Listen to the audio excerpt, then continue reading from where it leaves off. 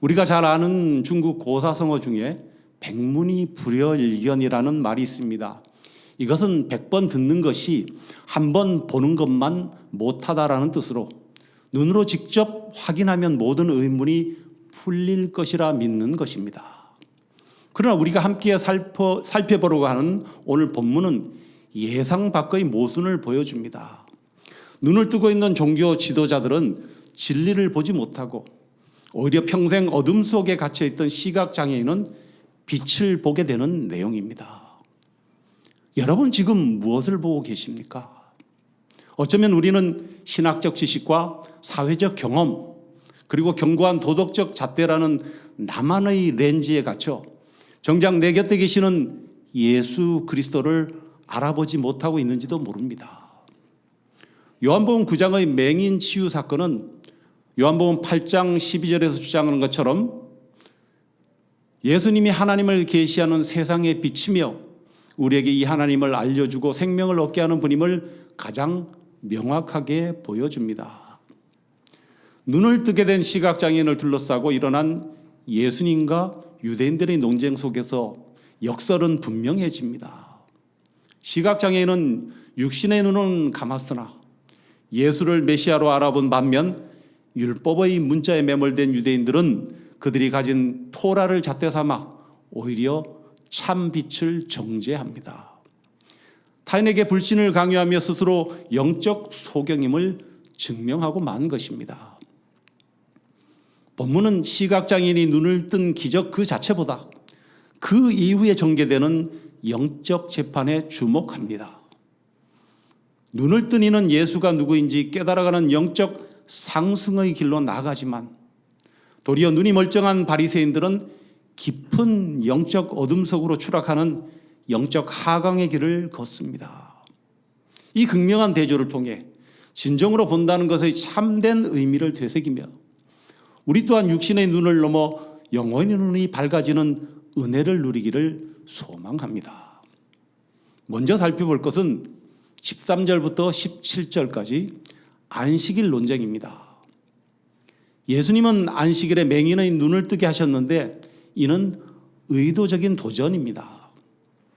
예수님과 바리새인들 간의 이 안식일 논쟁의 본질은 한 영혼이 어둠에서 벗어났다는 사실이 아니라 안식일에 진흙을 반죽했다, 즉 노동했다라는 안식일의 규정 위반에 관한 것입니다. 여기서 14절의 진흙을 이겨의 헬라어 원어 에포이에센 페로는 당시 랍비들의 미슈나 규정상 안식일에 금지된 반죽하는 노동에 해당합니다. 미슈나란 성경에는 없지만 랍비들에 의해 안식일에 해서는 안 되는 것을 규정한 것으로 농업에 대한 내용만 39가지나 됩니다. 이 내용에는 안식일에 씨 뿌리기, 물 주기, 밭 갈기, 추수하기, 거두기, 타작하기, 고르기, 빻아서 가루 내기, 채질하기, 반죽하기, 굽기, 동물의 털 깎기 등등을 금지하고 있습니다. 그러나 예수라는 존재 앞에 종교 지도자들의 견고한 성벽에도 균열이 생겼습니다. 율법의 잣대로 안식일을 어긴 죄인이라 정죄하는 목소리와 기적의 현장 앞에 죄인이라면 어찌 이런 일을 하겠느냐라며 놀라워하는 목소리가 서로 충돌했습니다. 죄인과 선지자, 그 사이에 좁혀지지 않는 간극 속에서 바리새인들은 심각한 분열에 빠져들었습니다. 하나님께서 명령하신 구약의 안식일은 출애굽기 20장에서 알 수 있듯이 창조의 완성과 구속의 기쁨을 누리는 날입니다. 출애굽기 20장 8절에서 11절에 안식일을 기억하여 거룩하게 지키라. 이는 엿새 동안에 나 여호와가 하늘과 땅과 바다와 그 가운데 모든 것을 만들고 일곱째 날에 쉬었음이라. 그러므로 나 여호와가 안식일을 복되게 하여 그날을 거룩하게 하였느니라. 그러나 바리새인들은 안식일의 정신은 생명 구원은 버리고 그 형식만 남겼습니다. 예수께서는 마태복음 11장에서 세례 요한이 당신이 오시기로 한 그 메시아냐고 물었을 때 예수님은 이사야서 29장 말씀을 인용하시면서 자신이 메시아임을 나타내십니다. 마태복음 11장 3절에서 5절에 요한이 옥에서 그리스도께서 하신 일을 듣고 제자들을 보내어 예수께 여짜오되 오실 그이가 당신이 오니까 우리가 다른 일을 기다리오리이까. 예수께서 대답하여 이르시되 너희가 가서 듣고 보는 것을 요한에게 알리되 맹인이 보며 못 걷는 사람이 걸으며 나병 환자가 깨끗함을 받으며 못 듣는 자가 들으며 죽은 자가 살아나며 가난한 자에게 복음이 전파된다 하라. 아멘. 예수님은 진정한 안식일의 주인으로서 깨어진 창조 질서, 즉 맹인의 눈을 회복하심으로 안식일의 참 의미를 완성하셨지만 바리새인들은 눈을 뜬 사람을 데려다가 신문합니다. 율법의 문자에 갇힌 그들의 관심은 한 인생이 어둠에서 벗어났다는 기쁨이 아니라 그가 안식일을 범했는가라는 법리적 판단에 있었습니다. 바리새인들에게 안식일은 넘지 말아야 할 경계선이었지만 예수님께 안식일은 살려야 할 생명이었습니다. 이 말씀이 주는 교훈은 분명한 것이죠.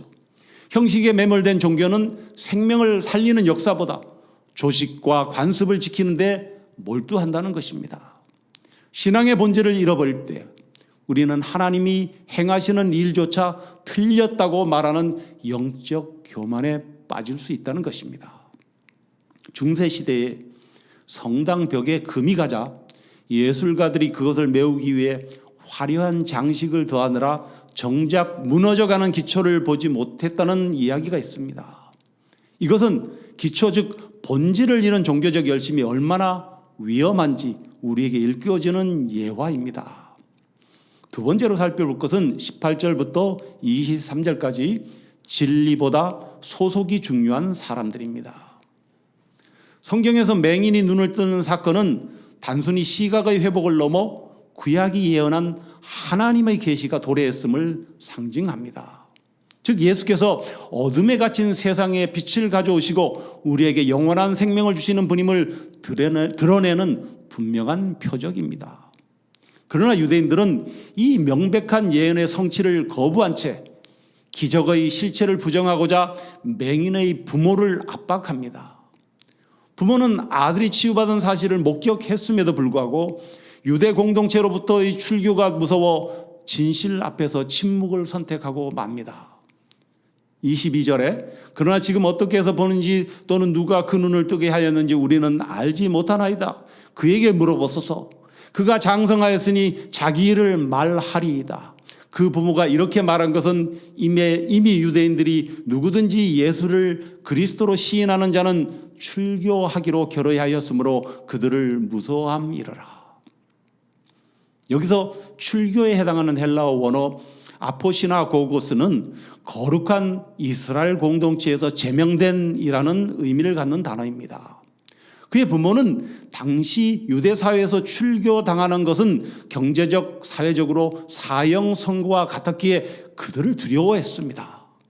출교된 자는 이방인 취급을 받으며 모든 종교 활동에서 배제되면 물론 직업을 잃고 경제적 생존권마저 박탈당했습니다.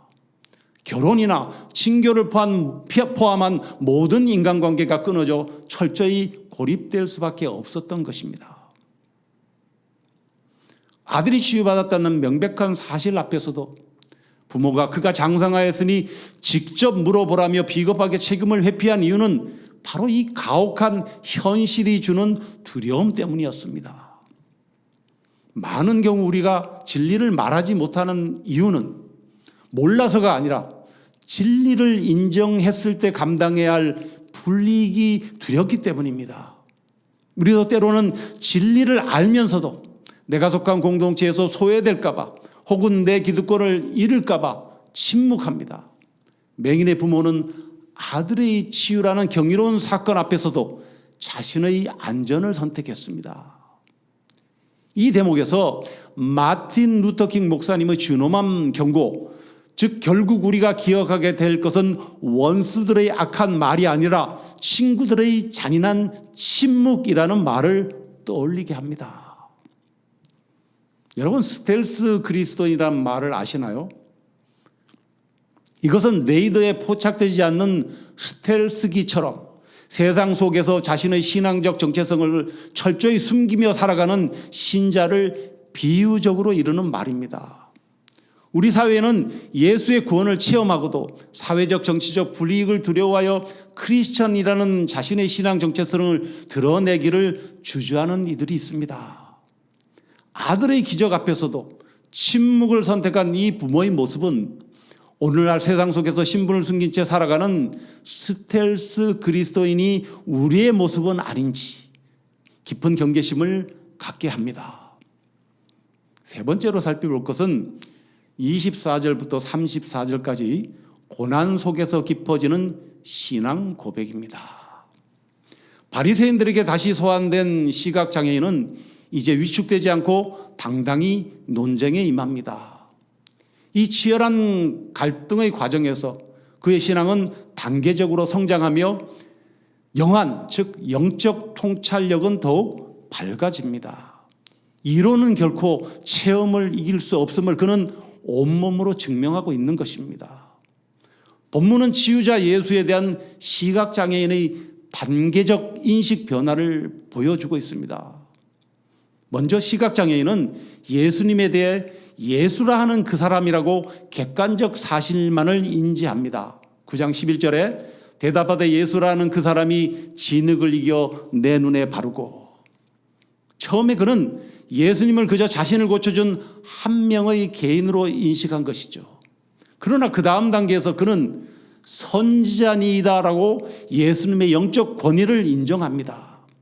17절에 너는 그를 어떠한 사람이라 하느냐 대답하되 선지자니이다 하니, 바리새인들이 가하는 압도적인 질문의 무게 속에서 그는 예수님의 사역이 가진 영적 의미를 깨닫기 시작한 것입니다.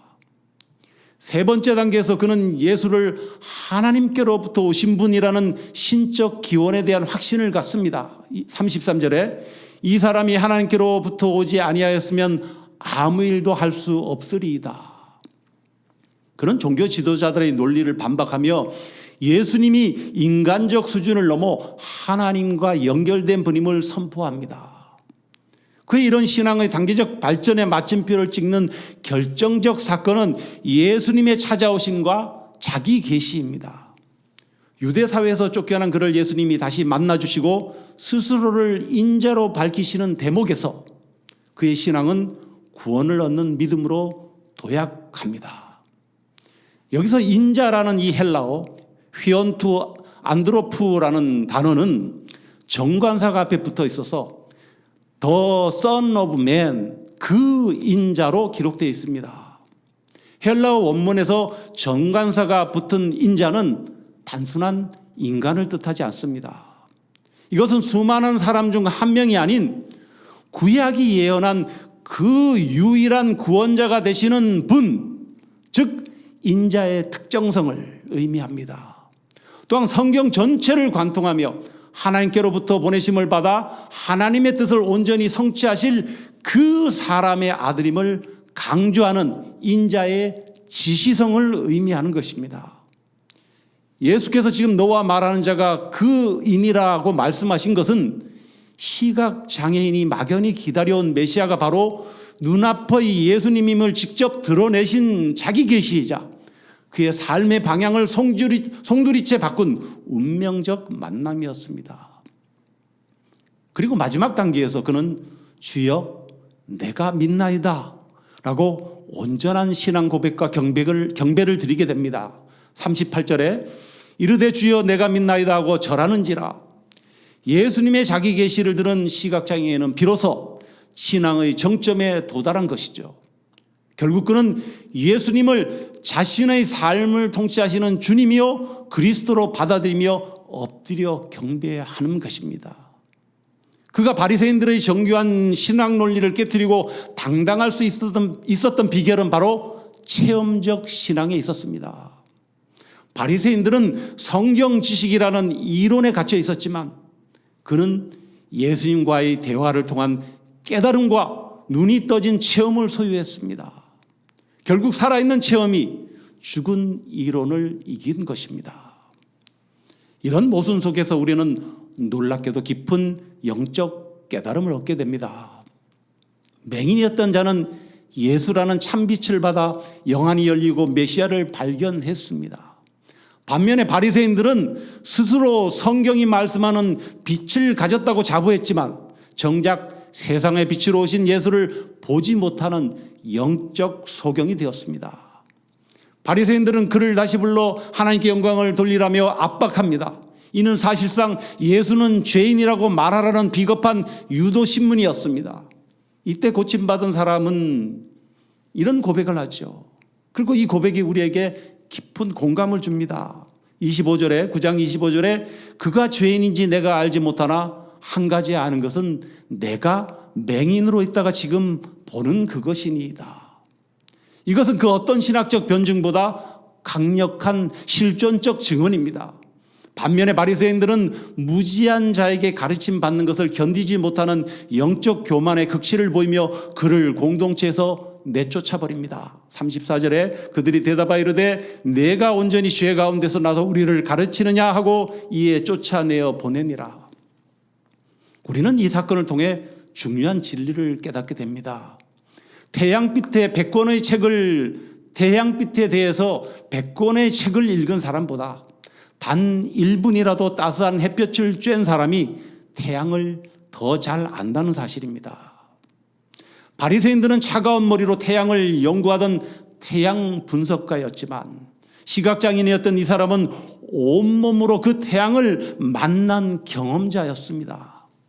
신앙은 분석하는 것이 아니라 빛이신 주님을 인격적으로 대면하고 누리는 것입니다. 마지막으로 살펴볼 것은 35절부터 41절까지 참된 빛과의 인격적 만남입니다. 세상이 우리를 버릴 때 주님은 우리를 찾아오셔서 우리의 존재를 흔드는 가장 본질적인 질문을 던지십니다. 내가 인자를 믿느냐? 이 질문은 세상의 거절로 상처 입은 영혼에게 건네는 주님의 가장 깊은 위로이자 새로운 삶으로의 초대입니다. 35절에 예수께서 그들이 그 사람을 쫓아냈다 하는 말을 들으셨더니 그를 만나서 이르시되 내가 인자를 믿느냐? 예수님의 이 질문에 그는 인격적 고백을 합니다. 이제 그는 육신의 눈뿐만 아니라 영혼의 눈을 떠서 앞에 계신 분이 The Son of Man, 즉 인자임을 고백하고 절하는 것이죠. 37절 38절에 예수께서 이르시되 내가 그를 보았거니와 지금 너와 말하는 자가 그이니라 이르되 주여 내가 믿나이다 하고 절하는지라. 예수님은 세상을 심판하러 오셨습니다. 자신의 영적 파산을 인정하는 자는 예수님을 보게 되지만 스스로 안다고 자부하는 자는 어둠에 갇힙니다. 여기서 예수님은 자신을 계시하시며 영적 심판의 기준, 즉 예수님의 역설을 피력하십니다. 예수님의 메시아됨은 그의 대속의 죽음에 있습니다.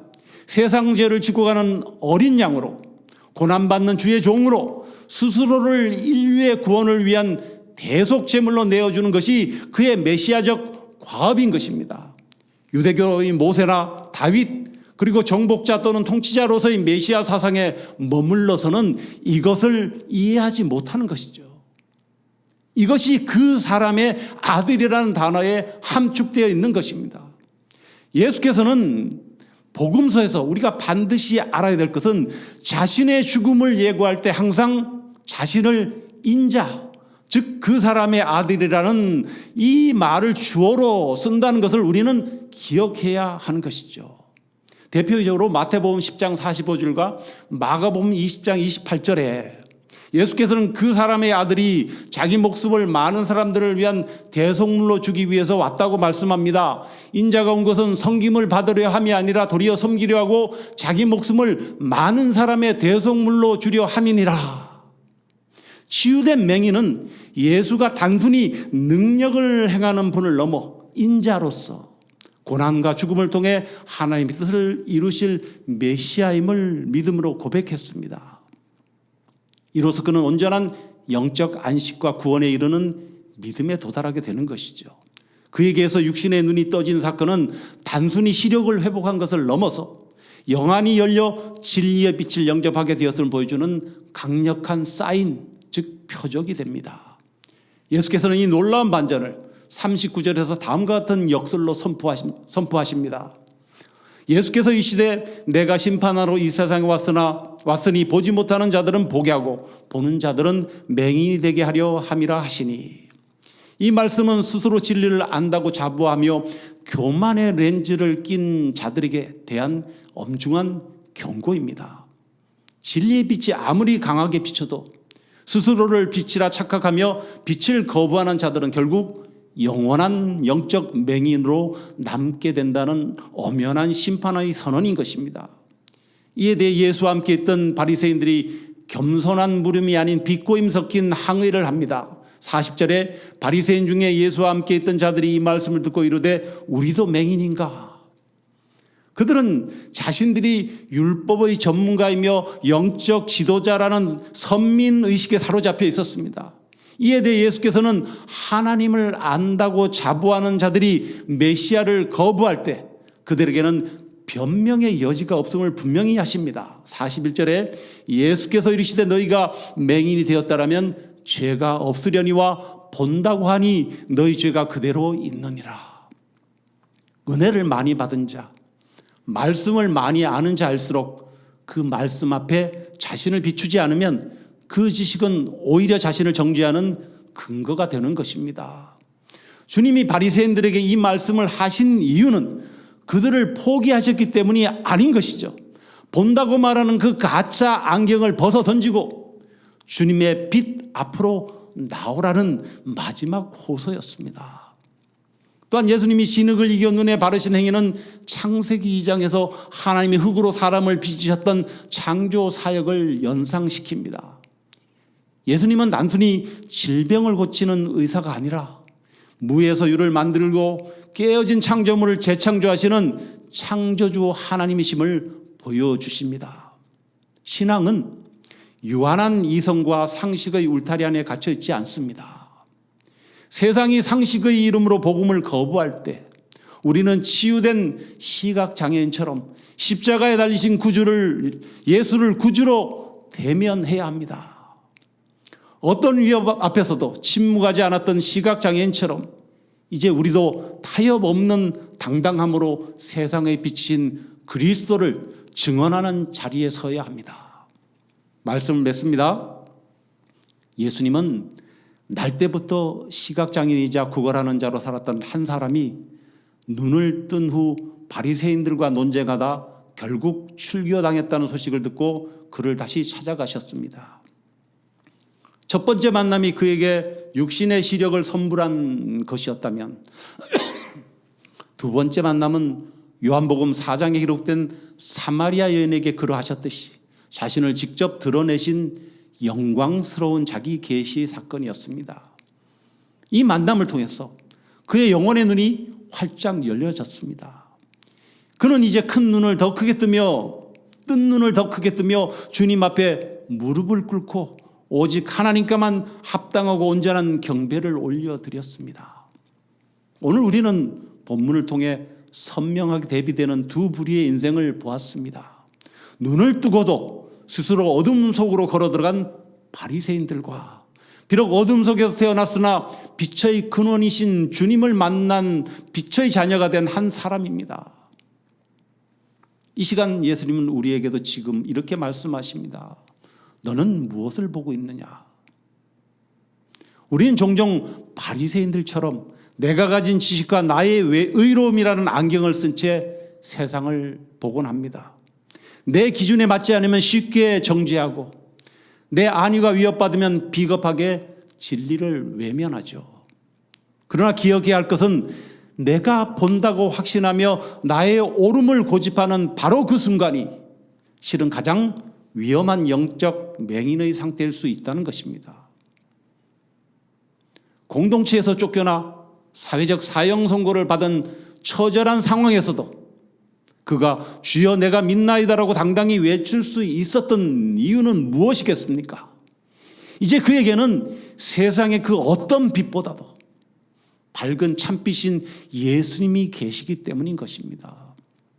육신의 눈을 뜬 것보다 더 위대한 기적은 눈앞의 예수가 나의 죄를 대신해 죽으실 인자이심을 깨닫고 그 발 앞에 엎드리는 것입니다.